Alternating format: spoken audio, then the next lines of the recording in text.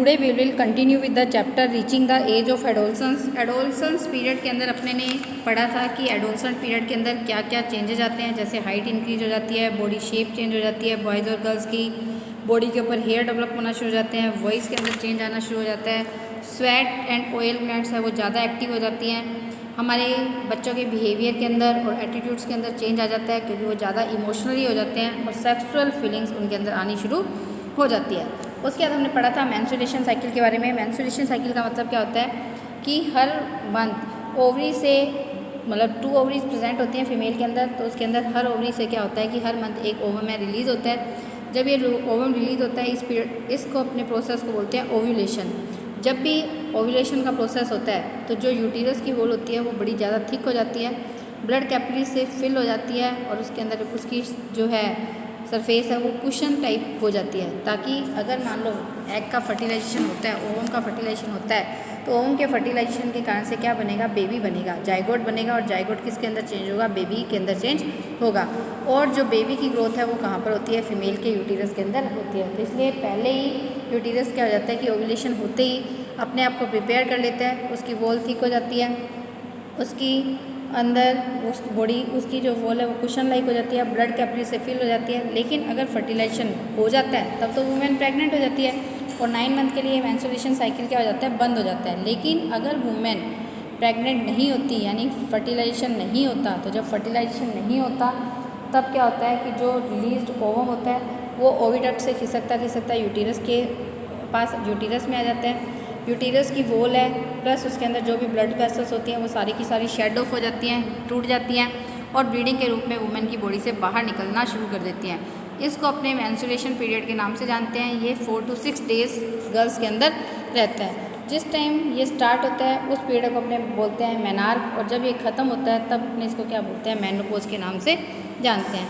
उसके बाद था कि सेक्स है बेबी का कैसे डिटरमाइन होता है। तो स्टूडेंट्स हम लोग जानते हैं कि ह्यूमन बींग है यानी हर ऑर्गेनिज्म है, उसके अंदर लिविंग थिंग्स के अंदर क्या होता है, सेल्स होती हैं, सेल के अंदर न्यूक्लियस होता है, न्यूक्लियस के अंदर क्रोमोसोम्स होते हैं। आप लोगों ने सेल वाले चैप्टर में पढ़ा था क्रोमोसोम थ्रेड लाइक स्ट्रक्चर होती हैं जो कि पेरेंट उसके ऊपर जीन्स पाए जाते हैं जो पेरेंट्स के कैरेक्टरिस्टिक्स को आगे बच्चों के अंदर भेजने के अंदर काम करते हैं। तो ह्यूमन बींग के अंदर 23 पेयर ऑफ क्रोमोसोम्स होते हैं यानी 46 क्रोमोसोम्स होते हैं और ये क्रोमोसोम्स किसके रूप में रहते हैं, पेयर के रूप में रहते हैं। और हर पेयर है, एक क्रोमोसोम मदर से आता है और एक क्रोमोसोम किससे आता है, फादर से आता है। तो जो 22 क्रोमोसोम्स होते हैं, 22 पेयर्स होते हैं, चाहे वो मदर से आए चाहे फादर से आए, वो सेम क्रोमोसोम्स होते हैं। लेकिन जो 23rd वाला पेयर होता है वो मेल और फीमेल में क्या होता है, डिफरेंट होता है।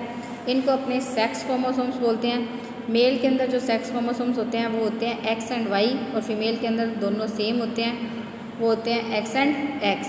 अगर स्पर्म विद एक्स क्रोमोसोम, अगर स्पर्म में एक्स क्रोमोसोम वाला एग को फर्टिलाइज करता है तो बेबी क्या होता है, चाइल्ड होता है। और अगर वाई क्रोमोसोम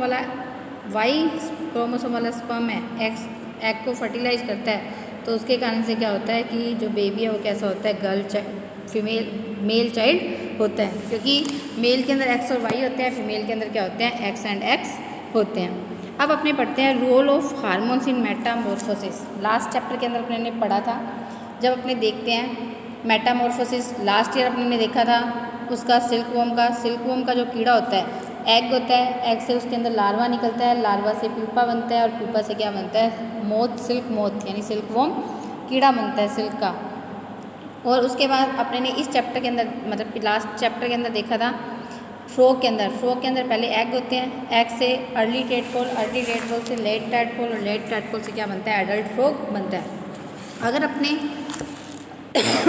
अर्ली टेडपोल और लेट टेडपोल वाली अर्ली टेडपोल और लेट टेडपोल को देखते हैं, या अगर अपने लार्वा और प्यूपा को देखते हैं सिल्क मोथ के अंदर, तो अपने कभी भी अंदाज़ा नहीं लगा सकते कि ये किस चीज़ के अंदर डेवलप होंगे, किस तरह से इनकी स्ट्रक्चर बनेगी। जो टेडपोल होता है वो पानी में रहता है और जो फ्रॉग होता है, और वो टेडपोल तो पानी के अंदर जैसे मछलियाँ स्विम करती हैं तो वैसे स्विम करता रहता है, और टेडपोल क्या करता रहता है, पानी के अंदर कूदता रहता है। तो यानी अपने आइडिया भी नहीं लगा सकते कि ये टेडपोल है वो किसके अंदर चेंज होगा, एडल्ट फ्रॉग के अंदर चेंज होगा। तो यानी अगर ड्रास्टिक चेंजेस होते हैं किसके अंदर, कोई भी मतलब जो ऑर्गेनिज्म होता है उसके अंदर ड्रास्टिक चेंजेस के कारण से क्या बनता है, एक एडल्ट बनता है, तब इसको अपने क्या बोलते हैं, कंप्लीट चेंज होता है एक एनिमल के अंदर। यंग वन से जब एडल्ट बनता है तो उसके अंदर बिल्कुल चेंजेज आ जाते हैं, ड्रास्टिक चेंजेज आ जाते हैं। अपने आइडिया भी नहीं लगा सकते कि ऐसा भी कुछ हो सकता है। तो transformation of larva into an adult through drastic changes, यानी जब लार्वा के अंदर ड्रास्टिक चेंजेज आते हैं और वो एडल्ट के अंदर चेंज हो जाता है तो इसको अपने क्या बोलते हैं, मेटामॉर्फोसिस के नाम से जानते हैं। तो अपने ने मेटामॉर्फोसिस के बारे में फ्रॉग के अंदर और इंसेक्ट्स के अंदर, जैसे मॉस्किटो है, बटरफ्लाई है, उसके बारे में अपने ने पढ़ा था। फ्रॉग के अंदर मेटामॉर्फोसिस है वो हार्मोन्स के द्वारा कंट्रोल होता है। जो भी हार्मोन होता है उसका नाम होता है थायरोक्सिन हार्मोन। जैसे हमारी बॉडी के अंदर भी थायराइड ग्लैंड होती है हमारे नेक के अंदर, जो थायरोक्सिन हार्मोन सिक्रीट करती है। ये थायरोक्सिन हार्मोन क्या करता है, हमारी बॉडी के अंदर कार्बोहाइड्रेट, फैट और प्रोटीन के मेटाबॉलिज्म को कंट्रोल करता है। अगर थायरोक्सिन हार्मोन की कमी हो जाती है हमारे, तो क्या होता है कि हमारा जो गले है, नेक है, नेक की मसल्स क्या हो जाती हैं, स्वोलन हो जाती हैं, जिसके कारण से गला क्या हो जाता है, बाहर की साइड लटक जाता है, जिसको अपने गोइटर बोलते हैं। इसी तरह से फ्रॉग के अंदर भी मेटामॉर्फोसिस किसके द्वारा कंट्रोल होता है, हार्मोन्स के द्वारा कंट्रोल होता है। वो कौन से हार्मोन के द्वारा होता है, थायरोक्सिन हार्मोन के द्वारा, जो कि थायराइड ग्लैंड के द्वारा क्या होता है, प्रोड्यूस होता है। इंसेक्ट के अंदर ये इंसेक्ट हार्मोन्स के द्वारा कंट्रोल होता है। टैडपोल से जब ग्रो होता है एडल्ट, यानी जब टैडपोल है, टैडपोल से एडल्ट फ्रॉग के अंदर जब चेंज होता है तो वाटर है, वाटर के अंदर क्या होना चाहिए, आयोडीन होना चाहिए, क्योंकि थायरोक्सिन हार्मोन है वो सिर्फ और सिर्फ आयोडीन की प्रेजेंस के अंदर ही क्या कर सकता है, बन सकता है। अगर पानी के अंदर आयोडीन नहीं है, जिस पानी के अंदर मेंढक ने अपने अंडे दिए हैं, जिसके अंदर अर्ली टैडपोल और लेट टैडपोल है, अगर उस पानी के अंदर अगर आयोडीन नहीं है तो वो टैडपोल है, वो टैडपोल वाली लाइफ ही बिताएंगे, वो कभी भी फ्रॉग के अंदर कन्वर्ट नहीं होंगे, फ्रॉग के अंदर चेंज नहीं होंगे, क्योंकि टैडपोल बनने के लिए थायरोक्सिन हार्मोन की ज़रूरत होती है। एक्टिविटी सेकंड के अंदर ये क्या कह रहा है, रिसर्च के अंदर ये क्या बोल रहा है, इसके अंदर एक सेकेंड स्टूडेंट्स, इसके अंदर ये बता रहा है एक्टिविटी सेकंड के अंदर, रिसर्च के अंदर, अगर तुम अपने किचन में जाओ और देखो कि तुम्हारे घरों में जो साल्ट है, क्या वो आयोडाइज साल्ट है, आयोडीन है, आयोडीन है साल्ट के अंदर ऐड किया जाता है ताकि सफिशिएंट क्वांटिटी के अंदर अपने को क्या मिल सके, आयोडीन मिल सके। आयोडीन एक इम्पोर्टेंट इफेक्ट डालता है हमारी हेल्थ के ऊपर और थायराइड ग्लैंड के ऊपर। एक अनहेल्दी थायराइड है वो बहुत सारी कंडीशंस के कारण से होता है, can lead to a number of condition. Unhealthy thyroid है उसके कारण से कुछ मतलब कंडीशंस हो जाती हैं, जिसके अंदर एक तो होता है गोइटर, जिसके अंदर थायराइड ग्लैंड क्या हो जाती है, स्वेलो हो जाती है, और गले के अंदर एक लंप, यानी गला कैसा होता है, लटका हुआ, सूजा हुआ दिखाई देता है। क्या इसके अलावा अदर क्या कमियां होती हैं, आप लोगों ने देखा है कि आज के टाइम में थायराइड की प्रॉब्लम बहुत ज़्यादा है, बहुत ही ज़्यादा लोगों को थायराइड की प्रॉब्लम होती है। तो थायराइड के कारण से या तो इंसान बहुत ज़्यादा पतला हो जाता है या इंसान क्या हो जाता है, बहुत ज़्यादा मोटा हो जाता है, क्योंकि थायराइड ग्लैंड है उससे जो हार्मोन्स निकलते हैं वो क्या करते हैं, कार्बोहाइड्रेट, प्रोटीन और फैट्स के मेटाबॉलिज्म को भी कंट्रोल करता है। और हमारी बॉडी के अंदर अगर इनका मेटाबॉलिज्म सही रहेगा तभी हम लोग कैसे रहेंगे, हेल्दी रहेंगे। अब है हेल्थ फॉर एडोलसेंट्स, यानी हेल्थ एडोलसेंट्स के लिए हेल्थ। एडोलसेंट्स के दौरान सबसे ज़्यादा मेंटल और फिजिकल ग्रोथ होती है, इसी कारण से फिजिकल और मेंटल हेल्थ है, इस कारण से इसकी फिजिकल और मेंटल हेल्थ की लुकिंग आफ्टर करना, देखभाल करना क्या होता है, इस सिचुएशन के अंदर, एडोलसेंट पीरियड के अंदर सबसे ज़्यादा ज़रूरी होता है। For proper physical health you need, यानी प्रॉपर फिजिकल हेल्थ के लिए आपको क्या क्या ज़रूरत होती है, एक तो होती है बैलेंस्ड डाइट। बैलेंस डाइट यानी वो डाइट जिसके अंदर बिल्कुल राइट अमाउंट के अंदर protein, carbohydrate, fat, vitamin and minerals पाए जाते हैं, ये डाइट है। इसके अंदर एडुकेट प्रॉपर अमाउंट के अंदर सीरियल्स पाए जाते हैं कार्बोहाइड्रेट के लिए, मिल्क, मीट, नट्स, पल्सेज पाई जाती हैं प्रोटीन्स के लिए, कंट्रोल्ड अमाउंट के अंदर बटर, घी, ऑयल्स या शुगर पाए जाते हैं एनर्जी के लिए, फ्रूट्स और वेजिटेबल्स पाए जाते हैं डिजीज़ के अगेंस्ट के लिए।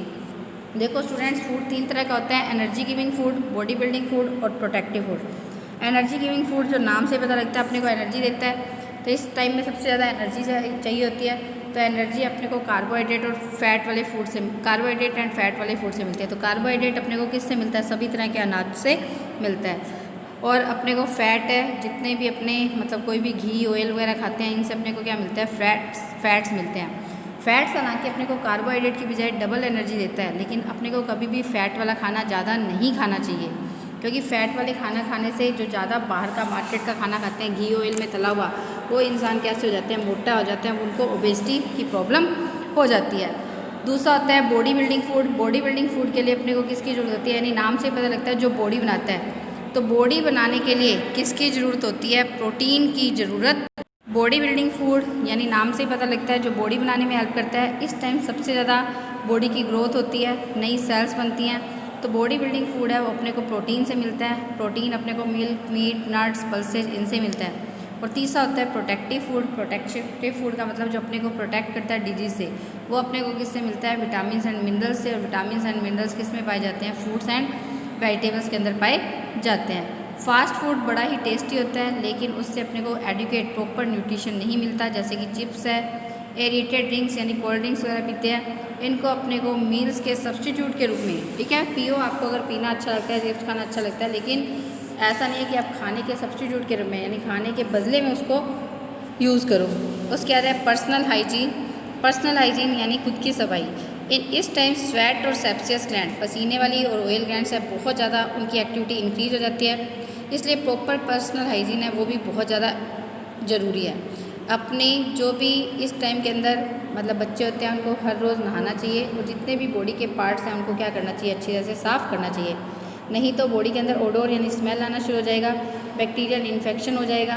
गर्ल्स हैं उसको स्पेशली मेंस्ट्रुएशन साइकिल के दौरान पूरी की पूरी हाइजीनिक रहना चाहिए, हाइजीन रहना चाहिए, सफाई रखनी चाहिए।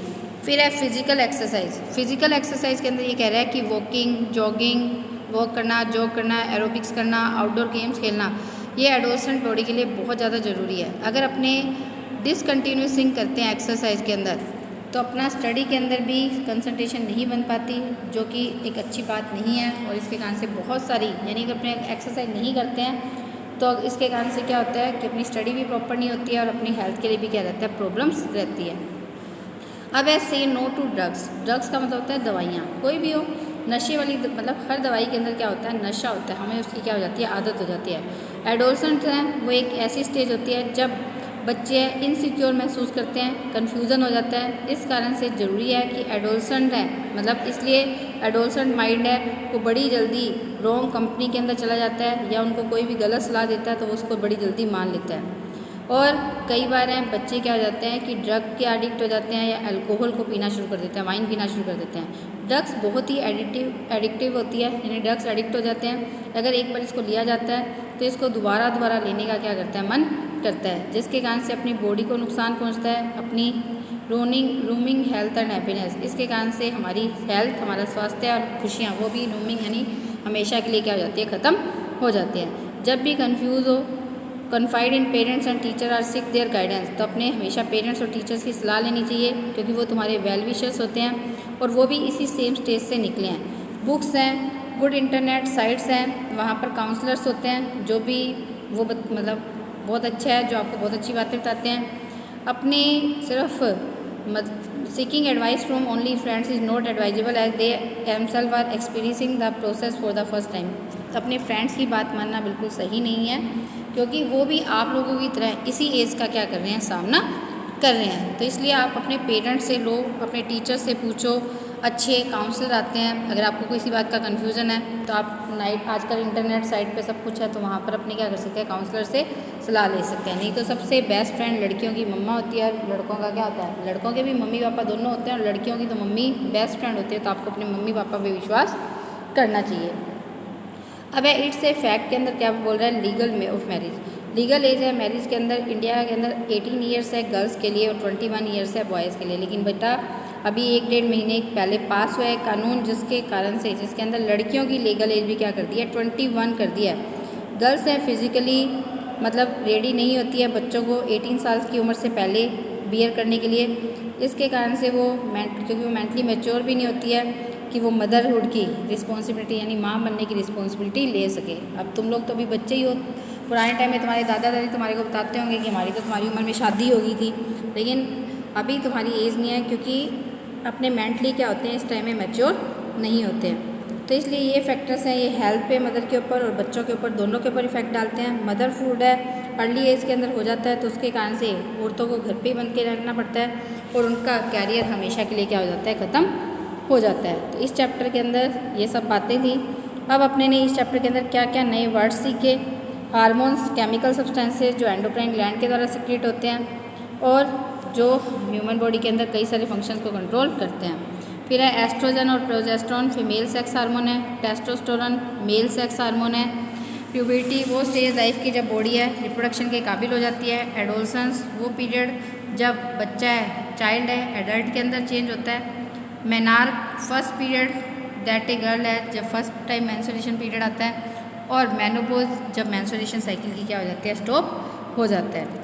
एंडोक्राइन सिस्टम के अंदर इन्होंने बता रखा है, एंडोक्राइन सिस्टम के अंदर एड्रिनल ग्लैंड जो एड्रेनलिन हार्मोन सीक्रेट करती है। एड्रेनलिन हार्मोन है अपने को गुस्सा, स्ट्रेस, मतलब हर चीज़ कामों के अंदर बॉडी को एडजस्ट करने में हेल्प करता है। सेकंड है पैनक्रियाज, इंसुलिन हार्मोन सीक्रेट करती है जो ब्लड के अंदर शुगर के लेवल को कंट्रोल करता है। Thyroid gland thyroxine hormone control secret करती है जो हमारी बॉडी के अंदर क्या करता है, कार्बोहाइड्रेट, प्रोटीन और फैट्स के मेटाबॉलिज्म को कंट्रोल करता है। Pituitary gland GH hormone, growth hormone, thyroid stimulating hormone यानी जो थायराइड को स्टिमुलेट करते हैं, और अदर हार्मोन्स, ये कई सारे हार्मोन सीक्रेट करती है। फिर है sex glands. Sex glands female के अंदर अलग होती है ओवरी, और मेल के अंदर होता है टेस्टिस। जो ओवरी है उससे एस्ट्रोजन हार्मोन निकलता है और टेस्टिस है उससे टेस्टोस्टेरोन हार्मोन है वो सीक्रेट होता है। अब अपने इस चैप्टर के अंदर क्या सीखे कि एंडोक्राइन सिस्टम है, उसके अंदर बहुत सारी नंबर के अंदर डक्टलेट्स ग्लैंड्स होती हैं जो कि हार्मोन सीक्रेट करती हैं। हार्मोन्स हैं हमारी बॉडी के अंदर बहुत सारे फंक्शंस को, प्रोसेस को कंट्रोल करता है। पिट्यूटरी ग्लैंड है बहुत सारे हार्मोन्स बनाती है जो अदर हार्मोन्स को स्टिमुलेट करती है कि वो अपने हार्मोन सीक्रेट करें। ओवरीज है फीमेल के अंदर, वो मेल सेक्स हार्मोन एस्ट्रोजन बनाती है। टेस्टिस है वो सेक्स हार्मोन टेस्टोस्टेरोन बनाती है। लाइफ की वो स्टेज जब बॉडी है रिप्रोडक्शन के कैपेबल हो जाती है उसको अपने प्यूबर्टी बोलते हैं। पीरियड है जब ट्रांजिशन होता है चाइल्ड का एडल्ट के अंदर, इसको एडोलसेंट पीरियड बोलते हैं। ये 18 to 19 ईयर की एज तक कंटिन्यू रहता है, उसके बाद बच्चों की फर्दर ग्रोथ नहीं होती। बहुत सारे चेंजेज है बॉडी के अंदर होते हैं एडोलसेंट पीरियड के दौरान, क्योंकि इसके दौरान क्या होते हैं, बॉयज़ और गर्ल्स के अंदर अलग अलग सेक्स हार्मोन्स रिलीज होते हैं। कुछ सेकेंडरी सेक्सुअल कैरेक्टरिस्टिक है, अचानक से हाइट बढ़ जानी, बॉडी की शेप चेंज हो जानी, प्यूबिक और फेशियल हेयर आने आने, वॉइस का चेंज हो जाना, स्वेट और ऑयल ग्लैंड्स का ज़्यादा एक्टिव हो जाना, बिहेवियर और एटीट्यूड के अंदर चेंज हो जाना, और सेक्सुअल फीलिंग्स होना, अपोजिट सेक्स की तरफ अट्रैक्ट होना। ये कुछ चेंजेज है जो इस टाइम के अंदर हमारी बॉडी के अंदर होते हैं। साइकिल है जिसके अंदर एक मैच्योर एग है रिलीज होता है, जिस तब जो यूटीरस की वॉल है वो थिक हो जाती है, और अगर फर्टिलाइजेशन नहीं होता तो वो क्या हो जाती है कि ब्लीडिंग के रूप में बॉडी से बाहर निकलती है। इसको मेंस्ट्रुएशन साइकिल बोलते हैं। ये हार्मोन्स के द्वारा कंट्रोल होता है। सेक्स है बेबी का जो स्पर्म होता है उसके द्वारा डिटरमाइन होता है, क्योंकि स्पर्म के अंदर एक एक्स होता है और एक वाई होता है। अगर एक्स को मतलब एक्स वाला क्रोमोसोम आता है स्पर्म वाला, तब तो क्या होता है कि बेबी है, गर्ल चाइल्ड होता है। अगर वाई क्रोमोसोम फर्टिलाइज करता है तो बेबी क्या होता है, एक